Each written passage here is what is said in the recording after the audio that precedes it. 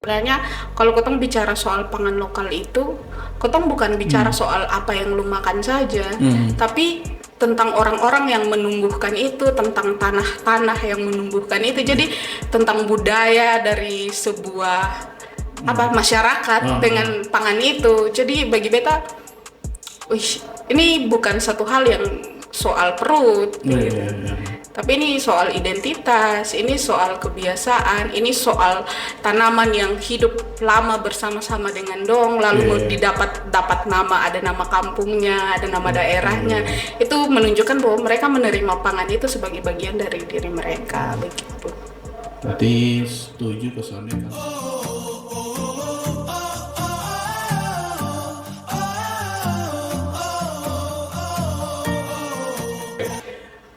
Oke, sobat isnusatenggara.id dimanapun Anda berada, baik yang di kota maupun di desa, di Indonesia maupun di luar negeri, selamat malam kan, siang, waktu sekarang siang ya, waktu sekarang siang. Ketemu hari ini kedatangan tamu spesial, yaitu seseorang wanita yang punya perhatian khusus terhadap sebuah isu yang cukup soalnya banyak orang mau menggeluti bidang ini, punya ketertarikan ini. Oke, nanti beliau sendiri memperkenalkan diri. Oke, ini adalah Kakak Ete. Silakan memperkenalkan diri. Terima kasih sudah mengundang saya. Sama-sama ya. Jadi perkenalkan saya, nama panjangnya Esther Umbutara, tapi biasa dipanggil Ete. Oke. Sangat NTT. Esther jadi Ete. Saya sekarang freelancer lah, gitu. Tapi memang ada isu pangan lokal ini adalah satu isu yang membuat saya tertarik dan mengerjakannya itu dari 2017 sebenarnya. Ya, jadi KET ini tertarik pada isu khususnya pada pangan lokal ya? Pangan lokal khususnya di NTT. Ya, kalau melihat dari dananya memang baru Timor ya. Lokal NTT. Baru khusus Pulau Timor lah. Ya. Bagi-bagi saya tentang. Iya, bagi-bagi. Bagi-bagi daerah. Oke. Untuk sekarang pekerjaan atau kesibukan sehari-hari KET? Kalau sekarang sih freelancer, jadi apa yang bisa dikerjakan. Apa yang menghasilkan? Iya, apa menghasilkan bisa dikerjakan, tapi untuk isu pangan lokal sendiri sebenarnya saat ini sedang melakukan riset lagi. Ada proyek kan? Untuk melihat pangan lokal dan budaya yang terikat dengan budaya. Sip, ada proyek. Berarti ada sementara menggarap proyek. Ya. Dan KET ini juga salah satu pemilik dari usaha tanaman hias. Apa tanaman ini? Sebenarnya pengen bikin judulnya agak internasional gitu, tapi boleh. Iya, My Plant Idea. Itu akun jualan kaktus sukulen untuk bertahan hidup supaya bisa tetap berkesenian begitu. Iya. Mesti ada bahan bakar, betul. Iya. Karena kita cari bahan bakar. Namanya ini termasuk ekonomi kreatif tuh. Iya, sebenarnya seperti itu. Bisa kreatif untuk bisa ada ekonomi. Tapi kan sebenarnya ada juga komunitas yang sama-sama komunitas pangan lokal yang dikerjakan bersama teman-teman, namanya Bapalok. Oke. Bacarita Pangan itu komunitas. Lokal. Ya. Sejak 2022 dijadikan komunitas. Kalau dulu masih mandiri, jadi riset-riset visual, narasi. Tapi 2022 itu kami dapat kesempatan untuk belajar mendokumentasikan pangan lokal itu secara audiovisual. Ya, jadi waktu itu bersama teman-teman kita mulai bikin dokumentasinya untuk pangan lokal ini, mulai lebih ke medium yang berbeda, yaitu audiovisual, karena foto sudah, narasi sudah, jadi audiovisual dan seperti itu. Artinya seperti tadi pengantar tadi di awal bahwa kayak berhubungan dengan pangan lokal ini kan sih, istilahnya sudah ada makan bikin apa mesti pikir panjang-panjang makan tapi kan kakak ternyata punya ketertarikan tersendiri terhadap isu ini pangan lokal, karena kalau ketemu lihat kan soalnya banyak orang yang punya interest terhadap itu, bahkan kalau kau mau bilang saya bahwa kayak pangan lokal ini kayak menjadi asing di tanahnya sendiri. Nah itu kenapa kakak punya ketertarikan di isu ini? Pasti kan ada penyebabnya tuh. Iya. Oke. Jadi waktu tahun 2017 itu pertama kali ikut kegiatan yang namanya Visit and Writing yang diadakan oleh salah satu yayasan. Iya. Boleh disebut? Boleh apa? Yayasan Pikul waktu itu. Oke, sip. Jadi itu kegiatannya itu kita ke desa-desa, terus makan pangan lokal, dibuat cerita, menulis. Dari cerita itu diposting, boleh posting di mana saja. Oke. Jadi waktu itu postingnya di catatan Facebook lah, kan dulu catatan Facebook kan bisa panjang Itu memang masih zaman Facebook masih powerful. Iya, jadi zaman itu Facebook masih jadi ditulis di situ, itu mulai perkenalan dengan pangan lokal dan melihat bahwa sebenarnya kalau kita bicara soal pangan lokal itu, kita bukan bicara soal apa yang lu makan saja, tapi tentang orang-orang yang menumbuhkan itu, tentang tanah-tanah yang menumbuhkan itu. Jadi tentang budaya dari sebuah masyarakat dengan pangan itu. Jadi bagi beta, ini bukan satu hal yang soal perut gitu. Tapi ini soal identitas, ini soal kebiasaan, ini soal tanaman yang hidup lama bersama-sama dengan dong, lalu dapat nama, ada nama kampungnya, ada nama daerahnya. Itu menunjukkan bahwa mereka menerima pangan itu sebagai bagian dari diri mereka, begitu. Berarti setuju ke Sonde kalau dibilang bahwa kakak setuju sih tanda. Berarti kayak makanan itu juga sebenarnya identitas dari sebuah kelompok mungkin gitu. Benar. Menjadi identitas juga ya. Kalau kita bilang dia sama halnya kalau misalnya kita pergi satu daerah, ada contoh Makassar, itu identitas dia, itu bukan soal kulinernya saja. Bukan soal makan. Tapi di timurnya kan kita ada jagung katemak, ada jagung bose yang potong hanya bisa dinikmati di sini, dan itu menjadi identitas. Dan di dalam jagung bose itu dan jagung katemak itu, kalau kita lihat kan kalau masak jagung bose atau katemak itu kan sampai pernah kosong jagung saja. Iya, ada kacang-kacang. Ada kacang-kacang, ada sayur-sayuran. Ya, itu menunjukkan kekayaan pangan yang mereka miliki dan pola pertanian yang sangat tahan banting. Jadi pola pertanian di mana itu pengetahuan nenek moyang yang bagi beta sangat luar biasa dari dulu. Jadi kayak tanam jagung, soalnya hanya tanam jagung dalam satu lahan. Dalam tanam jagung, tanam kacang, terus tanam labu, efisiensi lahan. Jadi karena kan di timur sini kan Kotong sudah bisa samakan di Jawa bahwa dia hanya lahan monokultur yang berhektar-hektar rata tanah ya, kita pergi naik gunung-gunung semua. Jadi jadi bagaimana nenek moyang itu memikirkan bagaimana dengan lahan yang terbatas ini tapi bisa mencukupi kehidupan di dalam sepanjang tahun itu. Jadi ya tanam jagung dengan kacang, jadi waktu jagungnya dipanen, kacangnya sudah menjalar ke batang jagungnya dan labu-labu itu sudah menjalar ke tanah gitu. Jadi memenuhi tanah, jadi sangat efisien dan bagi kita maksudnya mengetahui hal itu tuh kayak luar biasa bahwa pengetahuan-pengetahuan seperti itu sudah ada dimiliki oleh masyarakat untuk bagaimana mereka bertahan. Lalu bukan hanya makanan di kebun kan, sebenarnya makanan-makanan di hutan mereka mulai mengenali, kayak misalnya ada yang bilang arbila yang harus dimasak 12 kali supaya karena dia ada sianida biru jadi harus direbus. Beta membayangkan kotong nenek moyang seberapa kali mati gitu karena keracunan. Jadi kan memang ada uji coba kan. Coba. Berarti taruhan nyawa. Tapi kakak makanan ini sonet.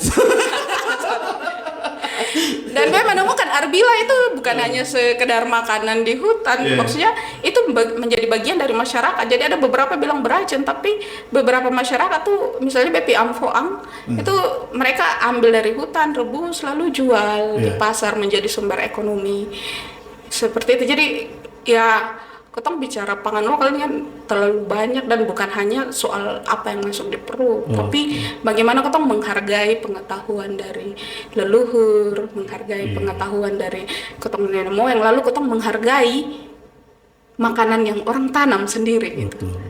Betul. Mungkin kalau Ketong ini kan ya mungkin ada yang menganggap bahwa itu kebiasaan tuh kayak tanam ini. Karena memang butuh ada satu sudut pandang yang bisa melihat secara detail, terus bisa menarasikannya, nah, sehingga didokumentasikan untuk bisa menjadi warisan turun temurun. Benar. Nah, beta tahu bahwa dulu pernah kakak bikin sebuah buku. Ini tahun berapa dulu kakak? Itu buku pertama itu agak English ya. Memang sasarannya global. Iya, sasarannya internasional ya. Itu Food, Land, and People. Oke, semoga saya salah. Yang artinya? Yang artinya, coba kakak terangkan. Beta dulu pernah waktu awal-awal pembuatan buku ini kita sempat diskusi, tapi luar biasa ternyata Kak Ete benar-benar mewujudkannya. Ya, mungkin bisa diceritakan tentang buku ini. Iya, jadi buku ini Food, Land, and People itu karena dia bicara sebut beda ya Kak Betu katanya dengan orang yang biasa bahasa Inggris. Beda. Begitu ya. Penuh kehati-hatian. Jadi kalau Food, Land, and People sebenarnya ini buku yang dimana kenapa dia pilih Food, Land, and People. Jadi dia makanan, pangan, land itu tanah, dan masyarakat. Karena bagi beta itu adalah tiga unsur yang memang sudah terpisah. Ketika kita bicara soal pangan lokal, kita akan bicara soal siapa yang menumbuhkan. Lalu kita akan bicara di mana dia menumbuhkan. Gitu. Jadi bagi beta sih makanya ketika kita bicara soal kuliner bukan hanya soal itu, tapi ini bicara soal semua yang terdampak atau semua yang mengambil peran di dalam pangan ini. Jadi untuk yang penasaran, memang buku ini bukan hanya semata buku resep, bukan semata, artinya ada juga resep, tetapi ada cerita yang menyertainya, pengetahuan tambahan yang ditambahkan ke dalam buku ini sehingga bukunya menjadi punya jiwa. Sebenarnya ini buku ambisi. Oke. Iya. Berarti memang dari sudah terencana lama gitu. Iya, jadi waktu itu beta pernah ikut kelas dokumenter, foto dokumenter. Oke. Jadi tertarik dengan fotografi. Punya bekal. Fotografi, lalu dapat kesempatan waktu itu untuk belajar terkait dengan sustainable development di New Zealand waktu itu 6 bulan. Oh iya, waktu itu kakak ke New Zealand. Iya. Kayaknya habis kelas fotografi waktu itu ya. Iya. Jadi waktu pulang itu kita disuruh bikin proyek. Nah waktu itu memang bawa soal isu pangan lokal. Proyek untuk kayak istilah kalau kita di sini pengabdian masyarakat mungkin begitu kan? Mungkin juga saja. Jadi seperti itu. Jadi akhirnya outputnya itu riset yang outputnya buku. Oke. Jadi buku ini dibikin, jadi turun di beberapa desa, mengambil resep-resep tuh langsung dari rumah-rumah masyarakat. Gitu. Nah. Jadi tinggal dengan mereka ambil resep yang mereka miliki, lalu dicatat. Gitu. Ini kalau beta lihat, ini buku. Lihat saya baca. Beta lihat saya. Ini memang bukan antara visual dengan kemampuan menarasikan. Nah. Narasinya cukup panjang dan makanya bingung itu buku apa sebenarnya. Jadi buku foto buku resep buku yang punya narasi yang cukup panjang. Buku bercerita. Artinya beta berpikir bahwa kakak berapa lama kerjakan ini buku? Itu di samping ada mager-magernya. Itu 18 bulan lah. Oke. Karena turun ke desanya memang sudah lama, tapi di dalam merangkum informasi yang sudah ada untuk menghasilkan menjadi sebuah buku. Lalu karena ini juga buku foto, jadi edit dan lain sebagainya. Jadi saya melihat bahwa sebenarnya ini adalah kerja-kerja pengarsipan. Karena pangan ini kan, kenapa beta ambil visual, fotonya, makanannya. Karena kan kalau bicara soal pangan pun, pangan dari masa ke masa itu akan berubah bentuknya. Kayak misalnya kita hanya kita bilang contohnya ketemak. katemak. Nanti be masuk di dalam satu keluarga, misalnya katemaknya tuh memang ada kacang-kacangan, labu dan lain sebagainya. Tapi kalau masuk di keluarga yang satu mungkin dia punya, dia sesuai dengan apa yang ada di rumahnya dia, pekerangan. Misalnya dia cuma kacang-kacangan, terus buah labu muda, daun labu, daun ubi. Atau mungkin kayak masuk di rumah ada asam urat, ya sama. Terus makan yang kacang-kacang, jadi kacangnya rasanya ada. Iya bisa. Tapi menarik kalau bicara soal katemak itu. Jadi kalau orang Timur itu kalau masak jagung, jadi ada waktu riset di Amfoang itu ada satu bapak dia bilang kalau ketemu orang Timur masak jagung cuma jagung kosong aja saja. Itu antara lu miskin sekali atau memang lu malas bertanam gitu. Jadi kayak, masa jagung ketemak soalnya ada apa-apa begitu. Soalnya ada di topping. Jadi jarang ditemukan orang masak jagung ketemak itu cuman kosongan gitu. Jadi hanya jagung saja. Itu sama kayak kalau ketong di istilah kalau hobi foto tuh, lu nih punya kamera tapi body only. Ada laptop. Bisa jadi keren. Dan ketemak paling lengkap yang saya pernah lihat itu di Keva. Itu bahkan di dalam katemak itu tuh dong taruh terung hutan, ubi yang gaplek nih, ubi kering, itu kacang-kacangan, itu ada yang namanya ini buncis hutan, dia mirip edamame tapi bukan edamame gitu. Ini totalnya berapa resep? Total di situ jadi lupa karena selama, tapi 20-an untuk resep dari rumah warga. Ya. Jadi beta ambil narasumbernya tuh perempuan. Memang khususnya di daerah TTS dan Amfoang. Oh berarti ada dua. Sama Malaka. Oh Malaka tiga. Iya. Ya cukup mewakili Pulau Timur lah ya. Iya. Oh ini betul lihat ada apa nih akar bilan. Bukan akar bilan, akabilan. Akar bilan juga atau akabilan. Salah satu pangan khas kalau ketemu di Malaka. Biasanya ini lihat orang. Nah ada cerita menarik. Tapi kan kayaknya jarang ada anak-anak muda yang ini kelolin atau sepengetahuan beta kemarin baru pulang dari Malaka tuh. Memang akhirnya beta minta, beta pengen makan akabilan. Jadi dibelikan di pasar dan itu tuh kalau ke pasar Malaka tuh kalau mau makan akabilan tuh sonde bisa lu terlambat begitu. Kalau lu terlambat son dapat lagi. Itu memang karena habis. Karena stok terbatas. Iya. Tapi dia bukan musiman. Iya, dia bukan musiman. Karena dia kan dari pohon gebang, pohon gewang. Oke, ini dia punya pakai kacang hijau. Ya, biasanya taburannya kacang hijau. Terus bakarnya ada pakai alat bakar tacu kayak tanah liat itu. Tapi dari tanah liat, kayu bakar. Iya, namanya babika, yaitu pakai itu. Oke, jadi inilah makanya kenapa sampai IS Nusa Tenggara memutuskan untuk memasukkan KKET dan karya-karya tentang pangan lokalnya dalam list podcast karena memang ketong menilai bahwa makanan ini atau kuliner ini sebagai salah satu produk dari budaya. Benar. Dan tadi pembicaraan sebelum ini kan kita dapat info bahwa memang ini juga bisa dijadikan sebagai identitas, identitas budaya sebuah bangsa atau sebuah daerah. Nah, dari ini kesulitan yang paling utama apa pada saat kakak susun ini? Ada kesulitan yang menurut kakak paling agak jangan bilang biaya karena itu pasti. Padahal memang orang bilang itu kayaknya sebuah itu dan kata kunci. Itu kata kunci ya.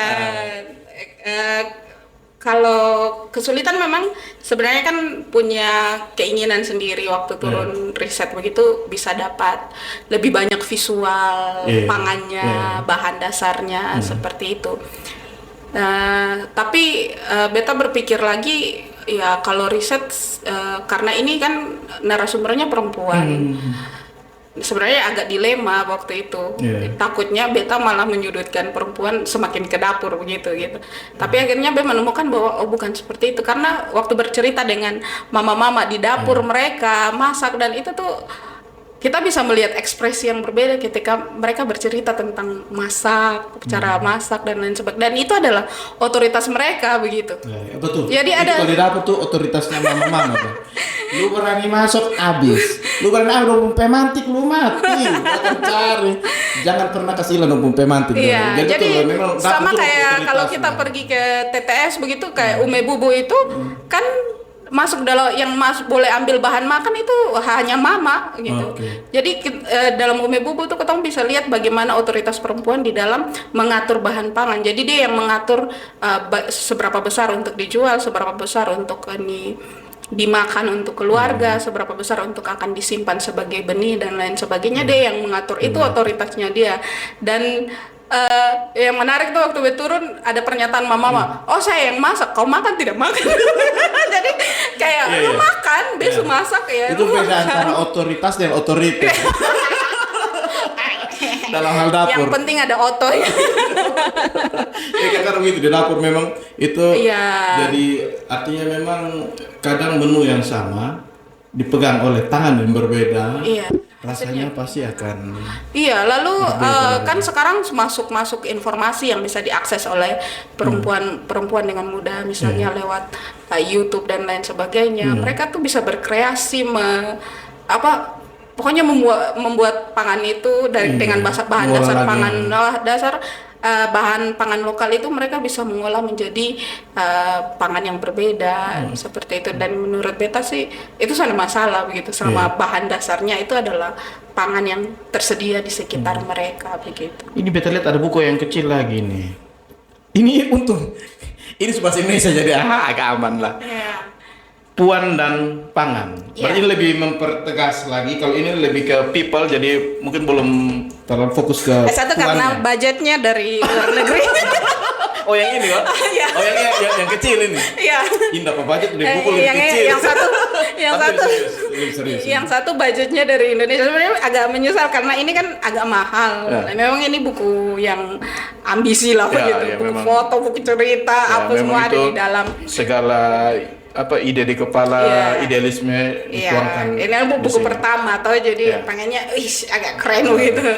Nah nanti sepanjang berjalannya waktu memikirkan bahwa bagaimana buku-buku ini bisa diakses dengan harga murah, cetaknya bisa lebih banyak gitu. Iya.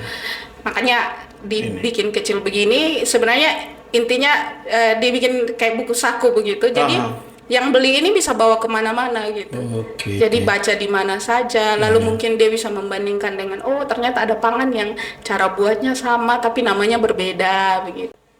Nah ini kau boleh buka ya? Oke. 100.000. Di ujung di mana? Bukan berarti beli Kak. Oh iya biar kenapa? Mendukung pangan lokal nanti ada Pak Idri. Sebenarnya mendukung beta sih. Ini lumayan lah. Mari Kak, mungkin harus pemiliknya. Saya memang kan ini kan puan dan pangan ya. Bilang saya Kak mau beli. Seperti tadi kayak itu bilang tuh ini adalah otoritasnya. Kayaknya Kayaknya memang agak susah. Ya, memang berarti dibuat dengan kualitas yang lumayan bagus. Iya, anti air. Maunya plastik. Yang penting jangan anti laku. Tapi berapa eksemplar kemarin cetak? Kemarin cetak sekitar 80-an. Ya. Oke. Simpan dulu. Puan dan pangan. Wes, dia punya warnanya. Oh ini lebih banyak ilustrasi ya? Iya. Ilustrasi. Foto-fotonya sudah lebih dituangkan. Iya, Di karena yang- kan yang pertama sudah foto, jadi kan ini buku ini hasil dari proyek bersama dengan teman-teman Rempang Nusantara yang diinisiasi oleh Cemeti Oke. Art Space Jogja. Jadi memang dibicarakan bersama untuk buku ini. Isinya memang diserahkan kepada Beta, tetapi untuk desain dan lain sebagainya itu kita diskusikan. Jadi memang setelah cetak baru memang jadi memang judulnya memang dari awal Puan dan Pangan. Puan dan Pangan, ya. Tapi setelah jadi dan memang didesain bahwa buku ini juga adalah respon dari perempuan-perempuan yang lain. Jadi yang editornya perempuan, layouternya perempuan, iya, ilustratornya perempuan yang menulis. Oh, ilustratornya perempuan ya. juga. Kakak siapa? Saya sebutkan. Ya, boleh baca di situ. Oke. Stay Paling belakang kayaknya. Paling belakang. Wih, lumayan lah. Artinya berarti kakak kerjanya waktu buku yang pertama ini juga kerja kolaboratif, kolektif? Iya, dengan Kak Frankie Lolo waktu itu dari Skolmos. Dari Skolmos, oke. Terus berarti ini pergi di sana nginap? Iya. Kan lumayan jaraknya berjauhan antara satu tempat. Jadi 18 bulan itu kita senepi satu kali di beberapa desa. Iya. Beberapa kali begitu. Oke, wih, ini semua perempuan dia punya dari semua timnya memang benar ini. Buku ini Puan dan Pangan bukan hanya berkisah tentang perempuan dan pangan, tapi memang yang mengisahkannya juga dan menyuguhkannya dalam bentuk buku dan ilustrasi semua dari. Iya, ini sebenarnya kayak buku yang kedua ini memang kayak refleksi pribadi beta bersama dengan Pangan, karena kan beta tinggal di kota, ya pasti ada kayak meragukan diri sendiri, tidak pernah tinggal di desa atau apa begitu, tapi kok sok-sok bicara pangan lokal gitu. Tapi saya berpikir lagi ya, karena kalau bicara pangan lokal, ketong bicara sebuah gerakan, kampanye dan lain sebagainya. Ya beta mungkin sudah bisa mendukung itu dengan tinggal di desa atau apa, tapi yang beta bisa lakukan adalah dengan pengarsipan ini. Jadi bagaimana menuangkan perasaan terhadap pangan lokal ini di buku yang kedua itu. Memang juga untuk bisa melihat ini sesuatu yang berbeda itu memang harus sudut pandang yang berbeda seperti tadi bilang. Kalau ketong di desa kayak itu pasti kan cuma nganggap ini hal yang biasa.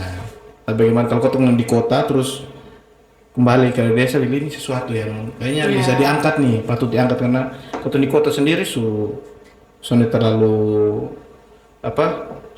punya interest lagi terhadap hal-hal seperti ini. Sama hal kayak kita di desa juga lihat hal ini biasa, tapi kalau ke kota lihat, wih ini menu apa, ada produk ini, produk. Jadi kita memperkenalkan memang pangan lokal di kota. Jadi orang tidak kaget begitu ketika sampai ke mereka sudah bisa membayangkan rasa, sudah bisa membayangkan bentuknya seperti apa begitu.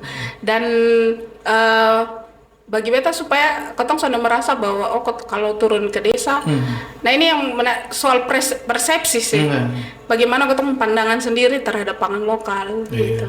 Apalagi misalnya ketong kadang orang desa juga, beta beberapa kali riset tuh bertemu dengan misalnya di Malaka, beta waktu itu ambil soal resep lokal sorghum. Waktu sampai di sana beta kan minta ada sorghum, dia bilang pengen makan sorghum. Terus kakak Nona yang kasih resep ini, dia bilang Kayus waktu itu, dia bilang oh orang kota makan sorghum. Jadi dalam pandangan mereka, kalau orang kota tuh makan nasi, makan mie instan. Biasanya burger. Burger. Apa itu nasi? Iya. Jadi sebenarnya itu kan akhirnya bikin mereka merasa bara sebuluk makan aman saya. Iya, jadi sebenarnya itu bikin mereka merasa bahwa persepsi orang kan kayak selain beras itu pangan yang itu tuh nomor 2 lah gitu. Orang juga malu kalau misalnya datang bertamu terus mereka hanya kasih jagung begitu. Parah betul. Ketemu dulu pernah ada kegiatan di KKN lah begitu di desa. Ketong tuh disuguhkan malah nasi apa itu masakan dengan perasa yang bahan kimia gitu. Terus yang keluarga di dalam rumah, dong makannya di belakang. Tapi itu jagung bose, ketong juga sambal luat. Aduh itu lebih nikmat. Iya, karena mereka pikir nih, menganggap bahwa penghargaan terhadap tamu itu kasih yang ini, tapi namanya budaya juga ya, budaya yang. Tapi itu sebenarnya harus dibangun oleh ketong yang datang ke desa.